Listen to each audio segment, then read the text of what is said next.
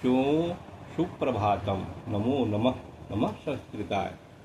बच्चों, आज हम लोग वर्ग 9 के पुस्तक पीयूषम पाठ के प्रथम पाठ का अध्ययन करेंगे। पीयूषम का अर्थ होता है अमृत या देवताओं का भोजन। पीयूषम पुस्तक के प्रथम अध्याय। इस स्तुति में कुल 5 पद हैं। इसमें 3 उपनिषद के मंत्र हैं और 2 श्रीमद् भागवत गीता से लिया गया है। इस अध्याय में मंत्र और मंत्र के माध्यम से परमपिता परमेश्वर की स्तुति की गई है। पाठ का शीर्षक है ईशः स्तुति। जैसा कि हम लोग जानते हैं कि इसका अर्थ होता है ईश्वर, भगवान। स्तुति का अर्थ होता है प्रार्थना, वंदना या आराधना। आगे लिखा है उपनिषद भगवत गीता चेति जीवनस्य अभ्युत्थाय विकसिता मूल्या ग्रंथा। उपनिषद और भागवत गीता जीवन के उत्थान के उन्नति के लिए विकसित अमूल ग्रंथ है। आगे लिखा है उपनिषद अनेकासाम ऋषीणाम विचारान प्रकटयन्ति। उपनिषद अनेकों ऋषियों के विचारों को प्रकट करते हैं। भगवत गीता तु केवलस्य जुगरस्य कृष्णस्य। और भगवत गीता भगवान जुगेश्वर भगवान श्री कृष्ण के विचारों को प्रकट करता है। उभयत्रापि परमात्मना सर्वशक्ति संपन्ना दर्शिता। इन दोनों के माध्यम से ही परमपिता परमेश्वर को सर्वशक्ति संपन्न दिखाया गया है, बताया गया है। अस्मिन् पाठे तस्यैव परमेश्वर स्तुति वर्तते।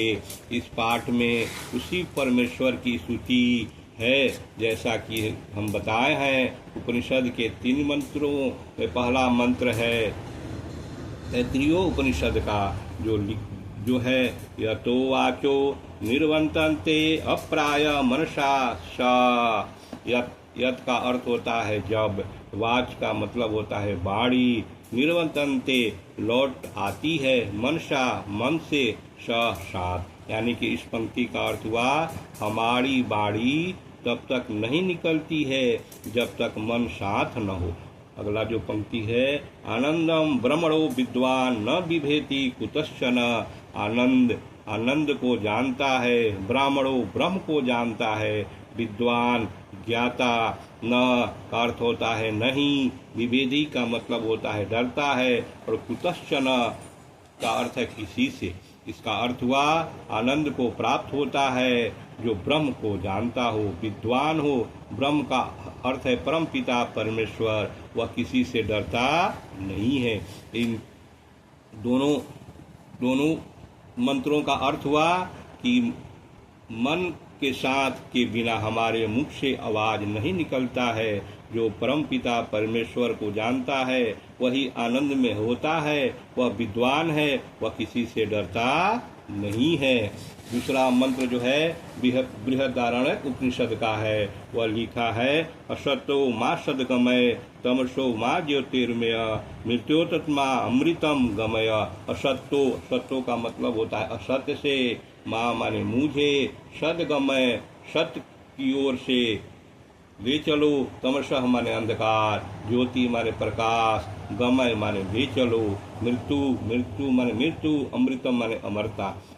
इस मंत्र का अर्थ हुआ वह परम पिता परमेश्वर से प्रार्थना कर रहा है, हे प्रभु मुझे असत्य से सत्य की ओर ले चलो, मुझे अज्ञान रूपी अंधकार से ज्ञान रूपी प्रकाश की ओर ले चलो, और मुझे मृत्यु से अमरता की ओर ले चलो।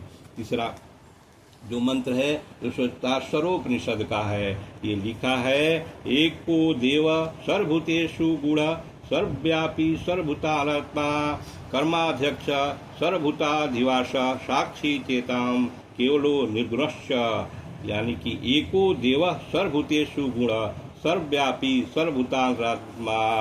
एक माने एक, देव माने देवता, भगवान, सर्व माने सभी, भूत माने जीव, प्राणी, गुण का अर्थ होता है छिपा हुआ, सर्वव्यापी सभी जगह फैला हुआ, व्याप अंतरात्मा आत्मा के भीतर। यानी कि इस मंत्र का अर्थ हुआ सभी जीवों में गुण रहस्य है, सर्वव्यापी है, सब जगह फैला हुआ है, सभी जीवों प्राणियों की अंतरात्मा में है। आगे लिखा है, कर्माध्यक्ष सर्वभूताधिवास साक्षी चेता केवलो निर्गुणस्य। कर्माध्यक्ष, कर्माध्यक्ष मैंने कर्म का अध्यक्ष, नियंत्रण करने वाला। निवास, निवास का अर्थ होता है रहता है। साक्षी, सामने देखने वाला। चेताम, हृदय के। निर्गुणस्य, निर्गुण है, निराकार है। इस मंत्र का अर्थ हुआ वह हमारे कार्य का अध्यक्ष है और सब प्रकार के जीवों से वास करता है। हृदय का साक्षी है, वह निर्गुण है, निराकार है। इस प्रकार पूरे मंत्र का अर्थ हुआ एक ही ईश्वर है जो सब प्राणियों में छिपा हुआ है। वह सर्वव्यापी है, वह सभी प्राणियों की अंतरात्मा में निवास करता है। वह सभी प्राणियों को कर्मों को नियंत्रण करने वाला है, सभी वस्तुओं में निवास करता है। वह हमारे कार्यों को प्रत्यक्ष रूप से सामने से देखने वाला है, वह चेतना रूप में निराकार है। अगला जो मंत्र है वह श्रीमद् भागवत गीता का है। वह लिखा है कि नमः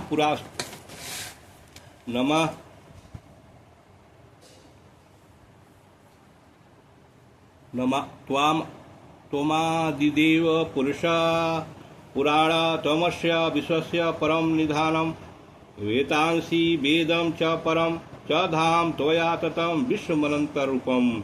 पहला जो लिखा है, त्वामादिदेव पुरुष पुराण त्वमस्य विश्वस्य परम निधानम। इसका अर्थ हुआ कि त्वामादिदेव का अर्थ हुआ त्वम माने तुम ही। आदि देव माने प्रथम देवता। पुरुष माने पुरुष।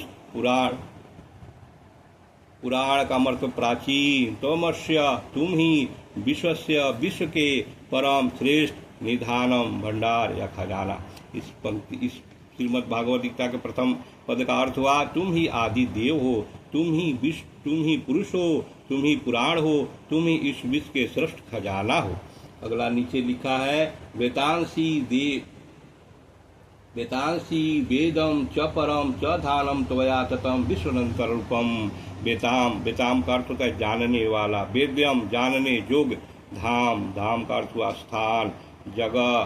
त्वया तुमसे। विश्व माने संसार। अनंत रूप हो, इसका कोई सीमा नहीं है। इस श्रीमद् भागवत गीता के पंक्ति का अर्थ हुआ तुम ही वेद हो, तुम ही सब कुछ जानने वाले हो, तुम ही परम धाम हो, श्रेष्ठ धाम हो, और आप जो है विश्व में अनंत रूप में विराजमान है। इस पूरे जो पद है उसका अर्थ हुआ कि हे विशाल रूप श्री कृष्ण, तुम ही प्रथम देवता हो, तुम ही प्राचीन पुरुष हो, तुम ही इस संसार के सबश्रेष्ठ आश्रय हो, भंडार हो, तुम ही सब कुछ जानने वाले हो और जानने योग्य सबश्रेष्ठ स्थान हो, तुम संपूर्ण संसार में व्याप्त हो। और अगला जो पद है वो भी श्रीमद् भागवत गीता का है। वह लिखा है कि नमः पुरस्तादत् पृष्ठतते नमोस्तते ते सर्वत एव सर्व अनंत वीर्याति विक्रमस्तत्वं सर्व समाप्नोषि ततोषि सर्व। नमः पुरस्तादत् ते पृष्ठतते नमोस्ततु ते सर्वत एव सर्व। नमः का अर्थ होता है नमस्कार, नमन, प्रणाम। पुरस्तादत् सामने से, पृष्ठतः पीछे से, सर्वथा सभी ओर से, एव का अर्थ हुआ ही। इसका अर्थ हुआ कि मैं प्रणाम करता हूँ उस परम पिता परमेश्वर को सामने से, पीछे से और सब ओर से परम पिता परमेश्वर को प्रणाम करता हूँ। अगला आगे लिखा है कि अनंत वीर्यमिति विक्रमस्तत्वं सर्व समाप्नोति ततोषि सर्व। अनंत वीर का अर्थ हुआ अनंत शक्तिशाली। अमित का अर्थ हुआ अधिक। विक्रम का अर्थ होता है पराक्रमी। समाप्नोषि समाप्त करने वाला हो। इसका अर्थ हुआ आप अनंत वीर हो, विक्रम हो, परमात्मा भी हो। आपसे ही सब उत्पन्न हुआ है और आप एक दिन सब आप में ही समाप्त हो जाएगा, सम्माहित हो जाएगा। ऐसे परमपिता परमेश्वर को मैं प्रणाम करता हूँ। इस प्रकार इस पूरे जो पद हैं श्रीमद् भागवत गीता के, इसका अर्थ हुआ कि हे सर्वरूप सभी रूपों में रहने वाले, तुम्ही आगे से पीछे से तथा सब ओर से नमस्कार है। तुम सब श्रेष्ठ पराक्रमी और अनंत शक्तिशाली हो। तुम सभी को समाप्त करने वाले हो। तुम ही सब कुछ हो। इस प्रकार ये प्रथम पाठ इस स्तुति समाप्त हुआ। अगर आपको अच्छा लगा हो तो लाइक करें और सब्सक्राइब करें। धन्यवाद।